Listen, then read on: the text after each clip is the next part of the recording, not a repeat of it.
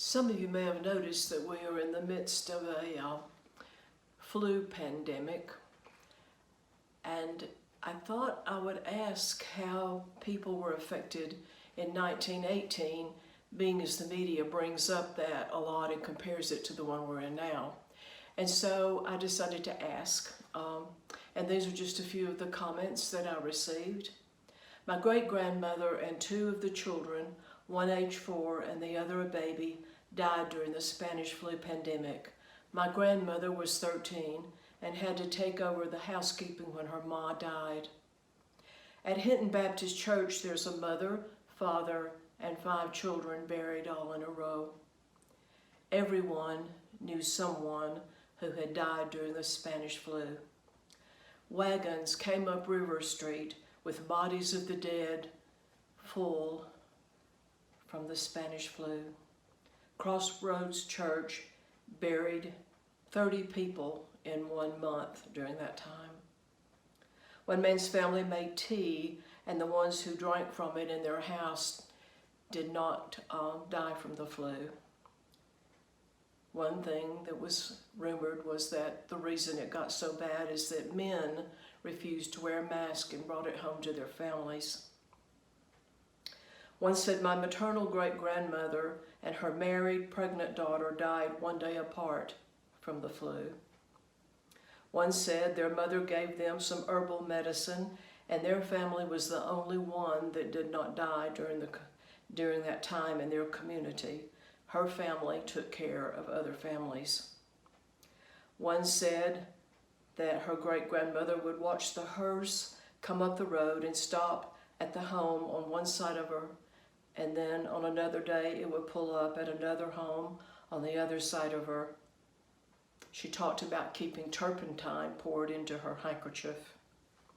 Neighbors would holler across the ridges to get someone to bury their dead family members. No funeral. There was not enough people to take care of the dead. People were afraid to handle the dead, and they were also too sick to bury the dead. Everyone was afraid. Well, my grandfather also had the Spanish flu, but he wasn't here. He was born in 1895, and on June the 22nd, 1918, he was taken into the army so that he would be fighting in World War I. Never having been out of the North Georgia mountains, he found himself bound for France. At some point, he contracted the Spanish flu, and he was very sick for some time. What he said he remembered was being in a hospital ward with cots lined up side by side, and that one morning he woke up and looked to his right, and all the boys on that side of him were dead, and he looked to his left, and all the boys on that side of him were also dead. He was the only person that lived on that ward at that time.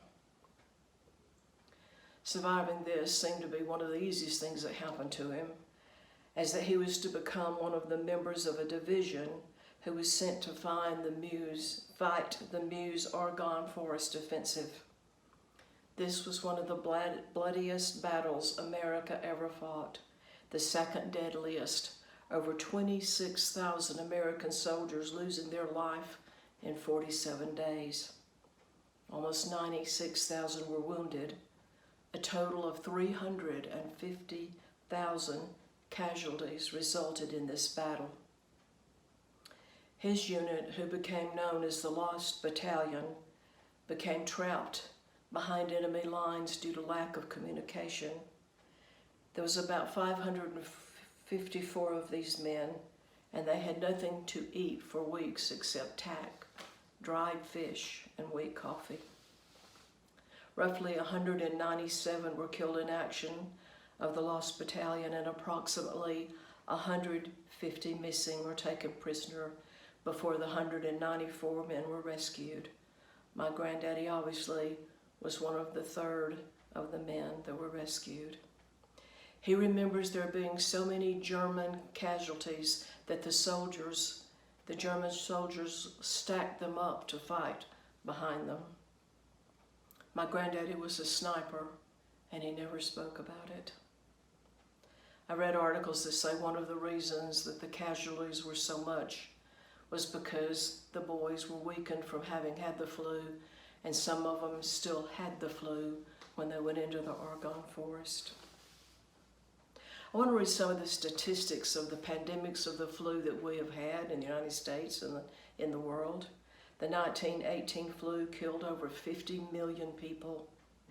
In the United States alone, 675,000 people died. In 1957, there was another pandemic, and 1.1 million people globally died, and 116,000 died in the United States.